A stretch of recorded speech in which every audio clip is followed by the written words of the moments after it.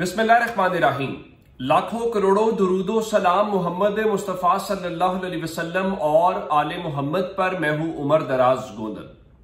ख़वातीन व हज़रात, इस वक्त जो रूस और यूक्रेन को लेकर सूरत हाल है वो दुनिया भर में मॉनिटर हो रही है और एक एक चीज के ऊपर नजर रखी जा रही है और हो क्या रहा है। और चूंकि पहले मैंने आपको बताया था कि ड्रोन तो दोनों जानिब से भरपूर इस्तेमाल हो रहे हैं। अब बिलखुसूस जो रशिया से जुड़ा हुआ मीडिया है और फिर जो यूरोपीय मीडिया है जिसमें स्काई न्यूज शामिल है या जिसमें दीगर इंटरनेशनल मीडिया है, वो क्या रिपोर्ट कर रहा है। और इस वक्त जो खबरें हैं वो उनका जो एक शहर है वहां पे सूमी शहर के हवाले से खबरें आ रही हैं। और सूमी शहर के हवाले से मैं आपको एक और जो मामला बताना चाहता हूं कि ये रशिया के बॉर्डर से कोई बहुत दूर दराज शहर नहीं है, 30 किलोमीटर दूर का शहर है। और इस हवाले से ये लॉजिस्टिक्स का एक हब तस्वुर किया जाता है यूक्रेन के लिए। और ये एक इंपॉर्टेंट इस हवाले से जो एक वो शहर समझा जाना चाहिए। तो अब इस वक्त वहां पे रशियन बताया गया है कि इंटेंस बम्बार्डमेंट हो रही है, क्योंकि जो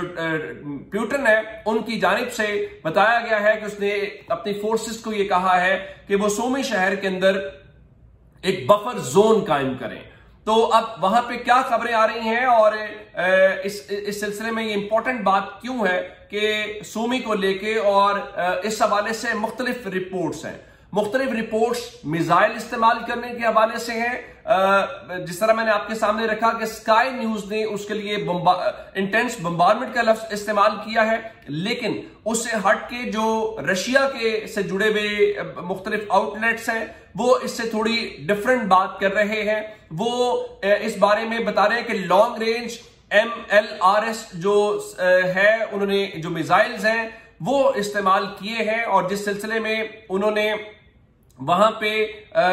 सूमी शहर को निशाना बनाया है, तो उनके मुताबिक ये सिर्फ वार्म अप है, ये उसका आगाज है। लेकिन इसी तरह से जो क्लैश रिपोर्ट बता रहे हैं वो क्या कह रहे हैं, वो कह रहे हैं जी द रशियंस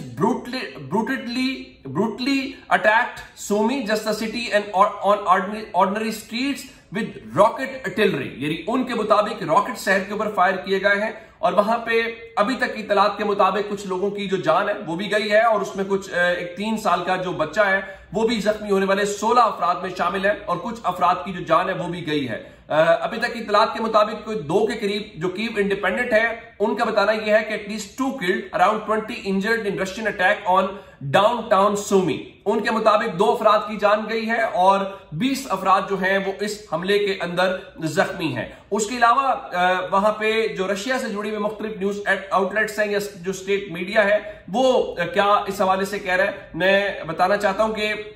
जो रशियन टीवी है RT वो बता रहे हैं कि जो निकोलेव का इलाका है वहां पे उनके मुताबिक उन्होंने किंजाल मिसाइल इस्तेमाल किया है और उनके मुताबिक ये फर्स्ट एवर मिसाइल का इस्तेमाल है इस पूरे मामले के अंदर। ये रशियन टीवी की 12:27 के ऊपर जो उन्होंने अपडेट दी है, उन्होंने एक फुटेज शेयर की है 3 सेकंड की और लिखा है smoke rises in Nikolaev, Ukrainian media reports on the first ever hit by Kinzhal missile. इसका मतलब ये हुआ और वो कह रहे हैं जी air raid alert across Ukraine. तो इससे जरा सूरत हाल का अंदाजा लगाएं कि, और ये नहीं है कि ये कुछ जंग का या उन्होंने रशिया ने बाकायदा जो वो कह रहे हैं कि जवाब देंगे, उस बारे में जो इनके राइट हैंड हैं वो क्या बता रहे हैं, वो ये बता रहे हैं खासकर जो मुख्तलिफ इंटरनेशनल मीडिया बिलखुसूस जो यूरोपीय मीडिया है वो क्या बता रहे हैं, वो कह रहे हैं रेट्रीब्यूशन इज इनएविटेबल। यानी वो कह रहे हैं कि जो उन्होंने बदला लेना है वो बिल्कुल बदला लेना है। और इस बारे में कौन कह रहा है, इस बारे में जो दिमित्री मेदवेदेव है वो आप जानते हैं कि इस वक्त जो इनकी रशिया की सिक्योरिटी काउंसिल है उसके वो चेयरमैन है और 2008 से 2012 के दौरान वो सदर के तौर के ऊपर आए। और उस दौरान जो व्लादिमीर पुतिन है ये प्राइम मिनिस्टर के तौर के ऊपर काम कर रहे थे। और मतलब ये था कि वो कोई ऐसा कोई बहुत ताकतवर शख्स नहीं थे, लेकिन वो एक जिसको कहते हैं ना कि कठपुतली सी शख्सियत थी दिमित्री मेदवेदेव की। और मकसद क्या था, मकसद ये था कि ट्रंप की रीलॉन्चिंग। तो अब वो जब ये कह रहे हैं कि जनाब देखिए हमने बदला लेना है और बदला हर सूरत जरूरी है, तो आप उससे चीजों का अंदाजा लगा सकते हैं। और वो कह रहे हैं जो ड्रोन इनकी तरफ से किए गए हैं, उस वेब स्पाइडर जो उन्होंने नाम दिया, उसको लेके उनका बताना यह है कि बड़ी वाज़ेह चीज ये है कि उनका you need to worry, this is normal person quality, उनका के to all who are worried and waiting for retribution, you need to worry, this is normal person's quality, retribution is inevitable। यानी उनका मतलब यह है कि बिल्कुल रशिया की जानिब से जवाब आएगा और भरपूर जवाब आएगा। अब देखना यह है कि वो जवाब क्या आता है या कैसे आता है, उस हवाले से देखना पड़ेगा। उसके अलावा जो रशिया से जुड़ी हुई चीजें हैं, वो बार बार मीडिया आउटलेट्स कह रहे हैं जी कि यूक्रेन के अंदर इस वक्त जो एयर रेड सायरन्स हैं वो बज रहे हैं। उसकी वजह यह है कि उन्होंने कीव जो उनका दारुल हुकूमत है उसको टारगेट करना है, और वो बार बार कह रहे हैं कि ये वार्म अप है या ये जो ज़ेलेंस्की ने ड्रोन अटैक्स किए हैं ये उसका जवाब है, और ये उसका जवाब उनको भरपूर मिलेगा। लेकिन इस वक्त इंपॉर्टेंट डेवलपमेंट आज उस वक्त सामने आई जब रशियन टीवी ने जो ज़ेलेंस्की के जेर इस्तेमाल एयरबस है A319, उस हवाले से उसका जो एयर रूट है या जो उसका रडार के ऊपर आ रहा था वो उसको जारी किया, और ये लिखा कि व्हाट डज की वांट,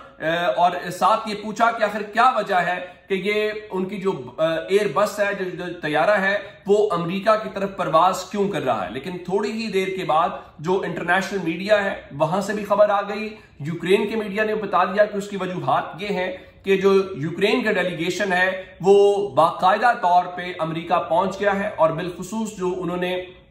इस्तांबुल के अंदर वहां पे टॉक्स हुई हैं उसमें कोई ब्रेक थ्रू तो नहीं हो सका, कोई सीज फायर तो नहीं हो सकी, और चूंकि उसका सिर्फ उसमें यह तय पाया है कि जो कैदियों का तबादला है वो हो जाए, तो उसके हवाले से है। अब उसमें कौन कौन शामिल है मैं आपको बता देता हूं कि यूक्रेन का जो डेलीगेशन है वो उनका जो डिप्टी प्राइम मिनिस्टर है वो उसको लीड कर रहा है, और जो उनकी इकोनॉमी के मिनिस्टर हैं वो उसमें शामिल हैं, और जो उनके प्रेसिडेंशियल ऑफिस है, हेड ऑफ प्रेसिडेंशियल ऑफिस यानी ज़ेलेंस्की का, वो उसमें शामिल है। और वो आज